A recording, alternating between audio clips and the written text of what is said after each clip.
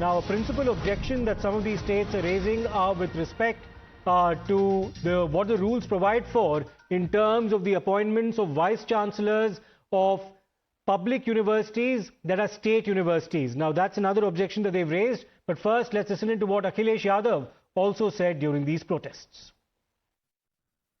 Samajwadi party, उसके विधायक, उसके सांसद इस न्यू एजुकेशन पॉलिसी के खिलाफ जो आप यहां पर आंदोलन करने हैं, हम आपका समर्थन देते हैं, हम आपकी मदद के लिए यहां खड़े हुए हैं। मुझे लगता है कि जो नई एजुकेशन पॉलिसी आई है, ये कहीं न कहीं उद्योगपतियों के सामने और उद्योगपतियों को यूनिवर्सिटी देने की साजिश चल रही है। They want to take over all the power of state government.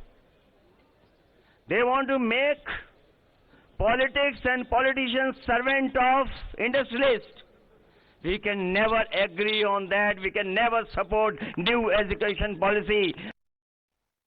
Well, let me go across to Niyamika now for more on this. Niyamika, Akhilesh Yadav interestingly spoke in English there because obviously the DMK was also in attendance. A lot of these parties are now basically saying that the draft UGC rules actually violate federalism. Objections also raised over the procedure for the appointment of vice chancellors to state universities. Take us through what they're objecting to.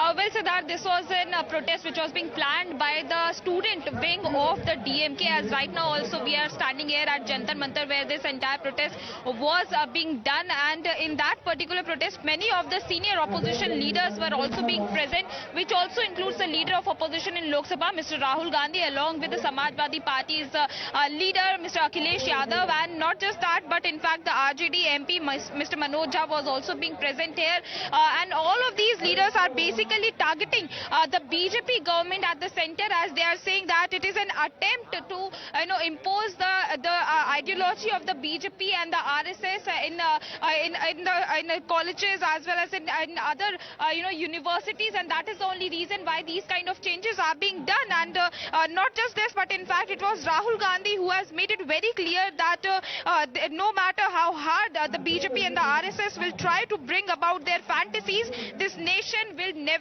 accept their ideology. So that was a strong message which Rahul Gandhi and Akhilesh Yadav has also given from this spot, from Jantar Mantar, as they are saying that it is basically being done on the part of the BJP government at the center to impose the ideology of the RSS, but that will not be accepted at all, because it will also undermine the constitution, it will also undermine the federalism, because it will take away the power of the states, which is not going to be accepted at all from the opposition parties. And that is the reason why Rahul Gandhi has also asked the student wing of DMK to plan more such kind of protests in the upcoming days, and it is also being given an assurance to all the people who were being present here at Jantar Mantar that this issue will also be raised inside the parliament. Many of the leaders were also saying that this issue will be taken up by the opposition MPs within the parliament, as they are not going to accept whatever guidelines are being issued by the central government, as they are saying that it undermines the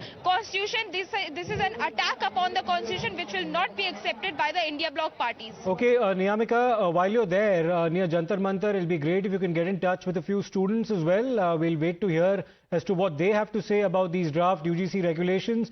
Before that, of course, let's also give our viewers a perspective on what exactly are some of the provisions that the opposition parties are questioning pertaining to these draft UGC regulations and rules that have been put out. To begin with, the opposition parties have objected to the new selection process of vice chancellors to universities. They've also questioned the entrance exam procedures for undergraduate studies, arguing that entrance exams are unnecessary since students' academic competence is already assessed through robust state as well as national board exit exams. Now, highlighting the conflict with the education policy of the state, they basically say that these UGC regulations are not in consonance with what the rules and regulations for states already are. Coming back to you, Niyamika, this is now likely to intensify these protests with the parliament session also underway. But you have some people around you right now who would want to share their thoughts on what these rules and regulations are. Go ahead.